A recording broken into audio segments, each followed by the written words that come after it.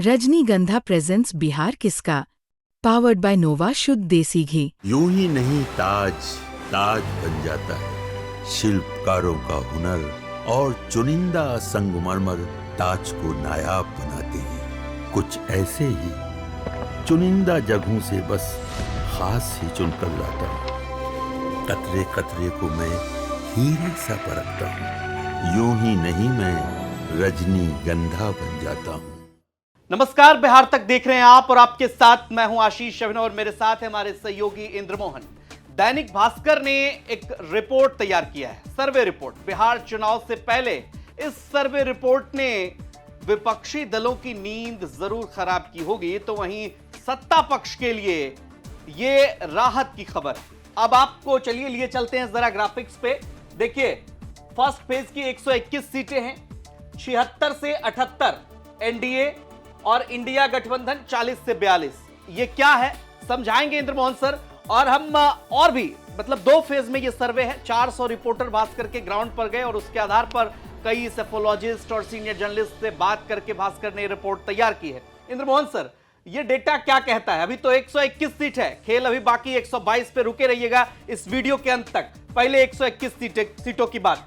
बिल्कुल, 121 सीटों में खेल होता दिख रहा है। देखिए, 121 सीटों में चुनाव कहाँ है तो तिरहुत, शाहाबाद, अंग और मिथिलांचल जो आप कहते हैं, इस हिस्से में चुनाव है। और इस चुनाव में जो 121 सीटों की बात कही जा रही है, हालांकि इसमें से 2 रीजन तो ऐसा रहा है जहां पर बीजेपी एज में रही है, लेकिन 2 रीजन ऐसे थे जहां महागठबंधन को एज था। लेकिन ये दैनिक भास्कर का सर्वे बताता है कि वहां भी महागठबंधन को नुकसान हो गया है। और अगर आप इसकी डिटेल में आपको बताऊं तो जहां इनकी एनडीए की अगर ये सीटें 59 थी 2020 में और ये 61 थे, लेकिन ये परिणाम में अगर आप देखें तो 20 सीटों का इनको नुकसान हो रहा है। वो भी पहले चरण के चुनाव में। आपको याद होगा कि 2020 के चुनाव में जब पहले चरण का चुनाव हुआ था उसमें महागठबंधन को एज था, और दूसरे फेज के चुनाव में जब चूंकि बिहार में चुनाव हो रहे थे तो दूसरे फेज के चुनाव में एनडीए ने टक्कर देनी शुरू की। तभी ये गैप जो है सिर्फ 12,000 मतों का ही था। पहले चरण में तो एनडीए चुनाव हार रही थी वहां, और इस बार ये मामला पलटा है।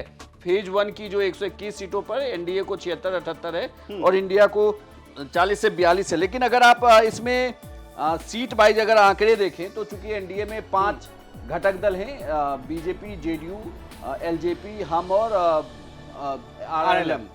अगर इसकी बात करें तो इस सर्वे के अनुसार बीजेपी इस 121 सीटों में से 48 पे लड़ रही है, जिसपे वो 41 से 42 सीटों पर चुनाव जीत सकती है। वहीं जेडीयू 57 पर लड़ रही है इन 121 सीटों में से, उस पे वो 35 पर चुनाव जीत सकती है। वहीं चिराग पासवान की पार्टी 13 सीटों पर इसमें चुनाव लड़ रही है और वो महज 1 ही सीट जीत सकती है। बड़ा ये एक बड़ा नुकसान हो रहा है। लेकिन ये हुआ कैसे? ये अब जरा हम दूसरे फेज में चलेंगे, लेकिन दिलचस्पी दर्शकों की इस बात में होगी कि कौन सा ऐसा मामला था जो ये पलटता दिख रहा है। क्या चिराग पासवान इधर आ गए, ये फायदा हुआ एनडीए को, या दूसरी तरफ इंडिया गठबंधन में महत्वाकांक्षा ज्यादा बढ़ गई? मुकेश सहनी की बात कर लें या कांग्रेस पार्टी की बात कर लें, जो भास्कर के रिपोर्ट में है भी। बिल्कुल। हाँ। उसमें तीन फैक्ट्स हैं जिसको लेकर सबसे ज्यादा चर्चा। एक, एनडीए को फायदे के पीछे सबसे ज्यादा है महिला वोटरों का साथ। महिला वोटरों का साथ उन्हें 100% विक्ट्री की तरफ ले जाता है। वो एक तरफा वोट करे, महिला वोटर में एनडीए को बहुत ज्यादा बढ़त है, उसका फायदा दिखता है। दूसरी, जो नुकसान इन्हें हो रहा है उस नुकसान के पीछे इनकी सीट शेयरिंग है कि सीट शेयरिंग में इन्होंने बहुत देरी कर दी, सीटों के अनाउंसमेंट में काफी देरी की, उसका नुकसान हो रहा है। तीसरा, जो ये फ्रेंडली फाइट कुछ सीटों पर हुई है उसने बहुत कंफ्यूज किया है वोटरों को कि ये फ्रेंडली फाइट क्यों है। और जो सबसे बड़ी बात है कि चुनाव में एनडीए की तैयारी अगर आप देखें और इंडिया गठबंधन की तैयारी देखें तो दोनों की तैयारियां ही बताती है कि चुनाव में फर्क क्या है। लेकिन जो मैं बता रहा था आपको कि जो पहले चरण में इसमें आरएलएम की सीट है, हम की सीट नहीं है। आरएलएम की 2 सीटों में से आरएलएम एक भी सीट नहीं जीत रही है। जो भास्कर का कुशवाहा को नुकसान हो रहा है, कुशवाहा को भारी नुकसान। जो महागठबंधन की है, देखिए इसको नुकसान कैसे हो रहा है। 72 सीटें लड़ रही है आरजेडी, उसमें से उसे सिर्फ 32 या 33 पर ही जीत मिलेगी। कांग्रेस को 24 सीटें लड़ रही है, महज 2। जो सबसे बड़ा फैक्टर लूज होने का है वो है विधानसभा चुनाव में कांग्रेस। अगर पिछली बार तेजस्वी कह रहे थे कि 70 सीटें देके हमें नुकसान हुआ, तो अगर ये परिणाम कुछ इसी तरीके से आगे बढ़कर आ गए तो मान लीजिए कि फिर ये बयान आएगा कि 60 सीटें देकर भी हमें नुकसान हुआ। ठीक है, चलिए हम सहयोगी से कहते हैं कि दूसरे चरण की जो वोटिंग होगी, दूसरे चरण की जो 122 सीटें हैं, अब जरा उसकी तरफ आपको लिए चलते हैं। वहां क्या खेला होने वाला है, जरा देखिए।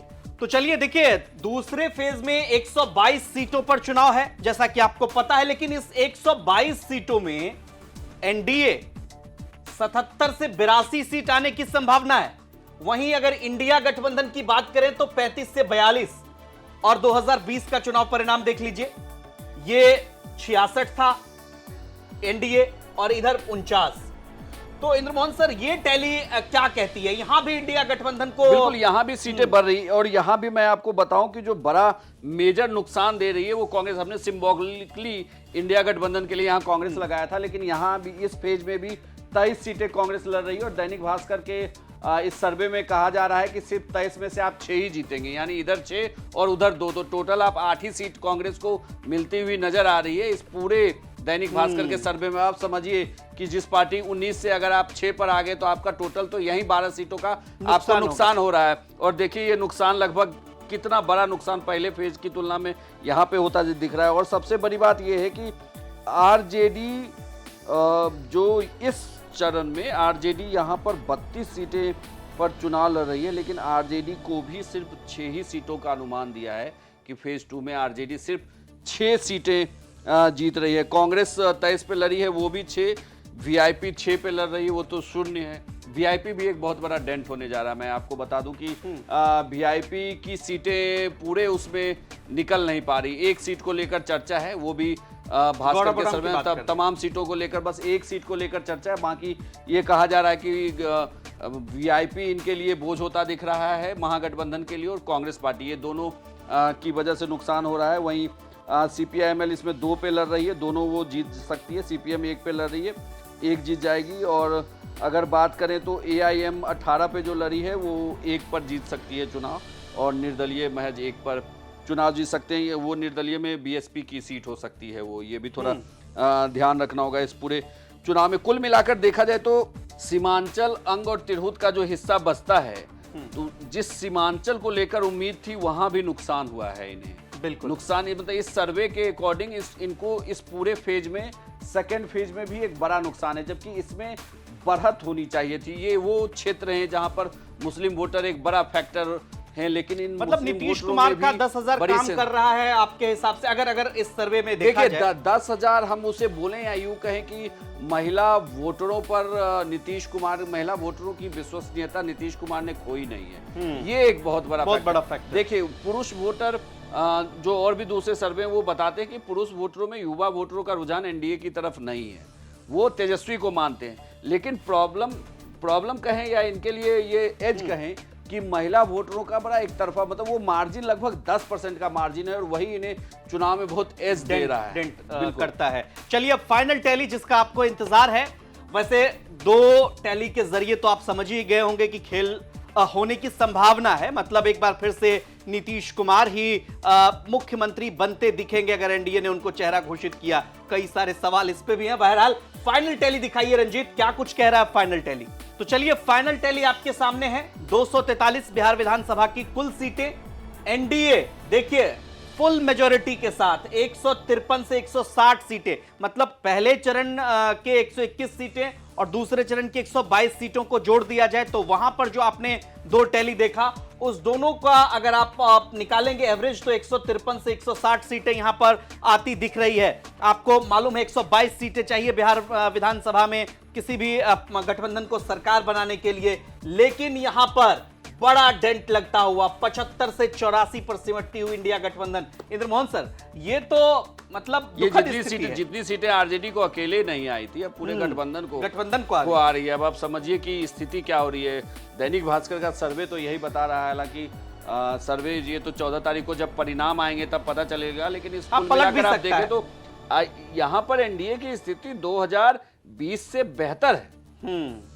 ये सबसे बड़ी बात है। मैंने विपक्ष लगातार आप कहें तो तेजस्वी यादव ने आज भी ऐलान किया है कि हम एक साथ 30,000 रुपया दे देंगे। पहले था कि 2,500 रुपया महीना देंगे, अब उन्होंने कहा कि 14 जनवरी को मकर संक्रांति के दिन महिलाओं के खाते में 30,000 रुपया देंगे। सीएम जीविका दीदी जो हैं उन सबको हम पक्का कर देंगे, उन सबको पैसा देंगे।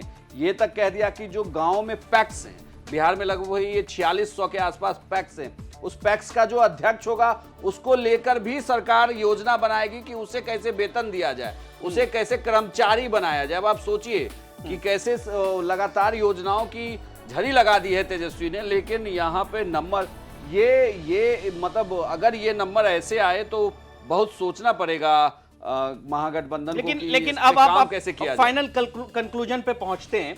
ये टैली तो हमने दर्शकों को दिखा दिया। अब जो घोषणाएं हो रही हैं तेजस्वी यादव की तरफ से, लगातार घोषणाएं हो रही हैं। राहुल गांधी और तेजस्वी यादव जो कुछ दिनों की दूरी आई थी, बीच में नहीं बातचीत हो रही थी, सीएम फेस को लेकर पेज था।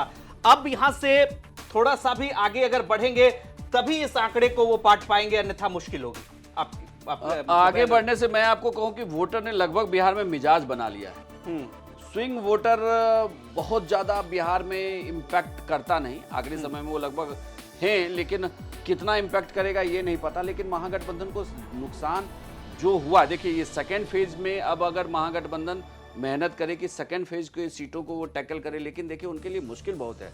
AIMIM वहाँ वोट काटने के लिए खड़ी हो गई है, जनसुराज बड़ा तो ये बड़ी दिक्कत हो रही है कि आप वोट किसका काट रहे हैं। ये सभी लोग अगर वो वोट काट लेते हैं तो नुकसान तो महागठबंधन को ही होगा। वो तो सीधा फॉर्मूला लग रहा है जो मैं पहले दिन से कह रहा हूँ कि जनसुराज को लेकर लोग कह रहे हैं कि वो NDA का वोट काट रहे हैं, लेकिन मुझे लग रहा है कि देखिए जहाँ पर जीतने की संभावना महागठबंधन की, वहां तो जनसुराज जो है महागठबंधन का वोट काट ले रही है, जिसकी वजह से NDA को। लेकिन जनसुराज की कोई हवा नहीं है। जनसुराज की कोई हवा नहीं। जनसुराज के एक कैंडिडेट अगर चुनाव जीत जाए तो बहुत बड़ी बात है। वो जो कहते हैं, प्रशांत किशोर ने पहले से ही बड़ी स्मार्टली लाइन ले ली है अर्श पर या फर्श पर। आप बाद में कुछ पूछेंगे तो वो कह देंगे कि मैंने पहले ही कहा हुआ है। चलिए, बहरहाल दैनिक भास्कर के इस सर्वे पर आपका क्या कुछ कहना। वैसे चुनाव में चूंकि अभी वक्त है, 6 तारीख और 11 तारीख को चुनाव है, 14 को परिणाम आएंगे। क्या परिणाम इसी तरीके के होंगे या तेजस्वी के वादे जो हैं उस पर भी जनता विचार करेगी, या एक बार फिर से बिहार में नीतीश कुमार ही होंगे? कमेंट बॉक्स में अपनी राय हमें जरूर दीजिए और बिहार की तमाम खबरों के लिए आप देखते रहिए बिहार तक। नमस्कार।